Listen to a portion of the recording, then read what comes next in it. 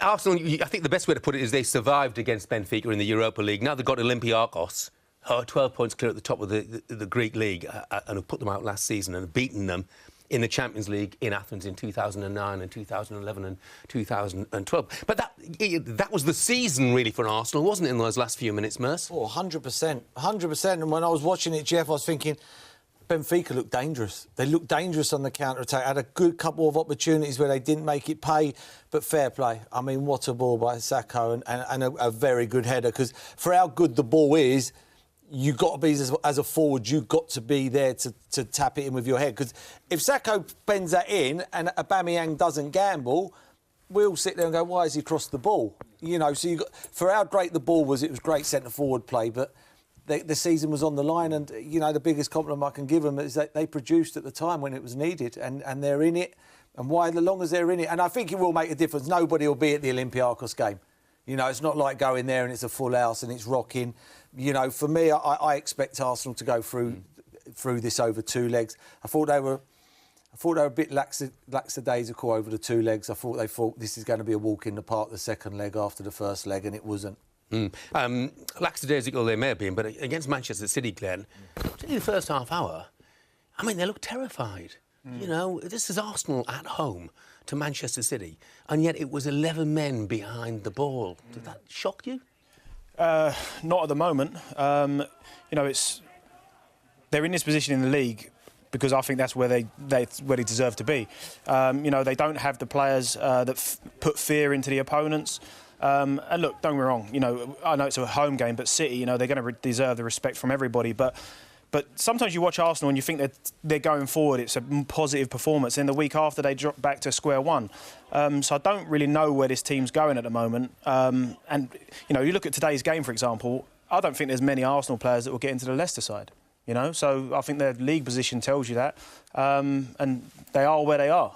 They are where they are, Merce. So here's a question for you. Now I'm going to put my tin hat on before I even ask it, let alone before you answer it. We talk about the Big Six. Arsenal against Manchester City, clash of 2 Big Six sides. Are Arsenal really still a Big Six team? No, of course not. 100% not. They're a Big Six club. They're a Big Six club. But that's the difference. There's a difference between it being a Big Six club and a Big Six team. And at the moment, they're not a Big Six team. What makes them a Big Six club? Oh, I played there for many years. I've been. No, I know that doesn't make them a Big Six club now, Merce. It's different class, Jeff. It's a Rolls Royce of a club. Let's be honest. You know, everything that's done. You know, Glenn will tell you when he's been and played there, and Carl and Clinton. Sorry, it's like Rolls Royce with no petrol at the moment, isn't it? No, it is. It's a diesel. Yeah. They're putting diesel on a Rolls Royce. You know, at the moment. But you know, as a club, let's not get away from it. You know, people called it the Arsenal. That, you know, you was in conversation. You go the Arsenal. You know, that's gone. They're not a Big Six team. They're a Big Six club. And I mean that in the way they conduct themselves, the style of the club. They're run as a business. They got money. You know, they're not. You know, I got shot down last week because I said that Jack Grealish should go to Barcelona for 130 million, and people go, they ain't got enough money to buy a cup of coffee. You know, that doesn't mean you can't buy anybody. The bank are not going to go, all right, and leave it at that now. You just waller away Barcelona and we'll forget our money. They'll have to go again. And that's the thing. Arsenal have conducted themselves, as Wenger has said all the time, he was waiting for this rule to come in, the fair play rule, and then, you know, they've been all right. But they're not a 6... But that highlight you just showed there, 11 behind the ball, get me a team who doesn't play against Man City like that. I don't know a team that doesn't play like that. You know, they that's don't have the players to go toe-to-toe with them, do they? You can't go toe-to-toe. No. You get battered. Yeah, exactly. You will get battered. And that's what you got. You got to sit back against Man City. You've got to play 11 behind the ball, and you've got to get... You know, when you break, you've got to pick the right passes, and you've got to do what Tottenham did in November. And you've got to punish them. Merson, I think you can set off them. You can set off Manchester City, and Arsenal can set off them.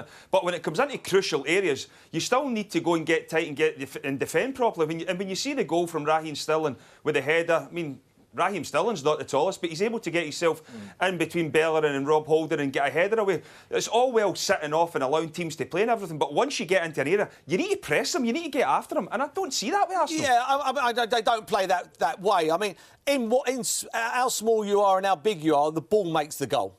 I mean, if you're 7'2" or 5'1", you know that ball's good enough for Sterling to get on the end of it. If it's not a good ball, he doesn't get on the end of it. It's as simple as that, in my opinion. But I still don't think Arsenal have an identity. Like as Chris said, you don't go, these were a pressing team, these are going to press. There's no trigger. As Chris is saying, there's no trigger. So when we're watching that and it's on the halfway line, Jeff, you have to have a trigger when you're working in training that you go, right, we'll come back, and then it gets to a certain time, we all go.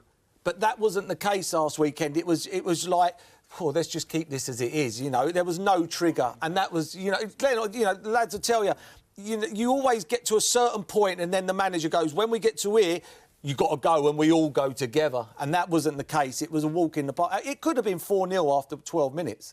After 12 minutes, you know. Just finally, do they put all their eggs in that Europa League basket now?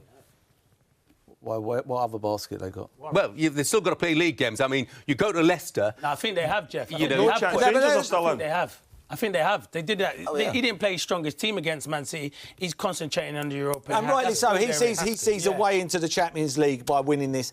And let's be honest, let's not get away from him. They have a chance of winning it because of their league position. They haven't got nothing else to play for. You know, they haven't at the moment. You know, and I think it was a blessing. There's no chance, Merson. Rangers are still in the Europa League. Oh, here we go. Yeah, they got a good draw as they go. Yeah, I mean, they score goals. I'm not going to go against it. Whoever's in it's got a chance.